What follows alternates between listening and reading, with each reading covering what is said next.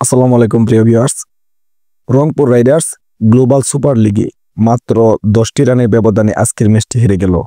টানা back to back দুইটি ম্যাচে হেরে পয়েন্ট টেবিলের তলানিতে অবস্থান করছে রংপুর রাইডার্স।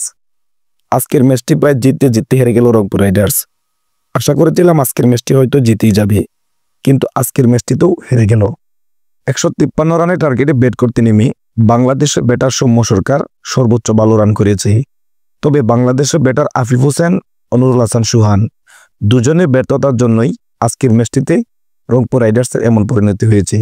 যদি তারা দুজন আরেকটু ভালো খেলতে পারত, তারা তুলনামূলক রানের চেয়ে বল বেশি নষ্ট করেছে, যার জন্য আজকের ম্যাচে এমন পরিণতি হয়েছে।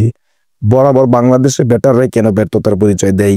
বিদেশি লিগে খেলতে গিয়েও এখনো বাংলাদেশের ব্যাটারদের এমন সমস্যা। তাহলে কবে কখন বাংলাদেশের ব্যাটারদের এসব সমস্যা দূর হবে?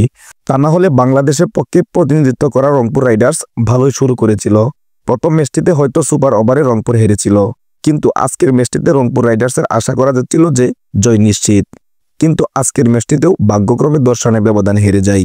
শুভকামনা রইল রংপুর রাইডার্সের জন্য, যাতে ভবিষ্যতে ম্যাচগুলো জিততে পারে এবং বাংলাদেশের জন্য ভালো কিছু বয়ে আনতে পারে।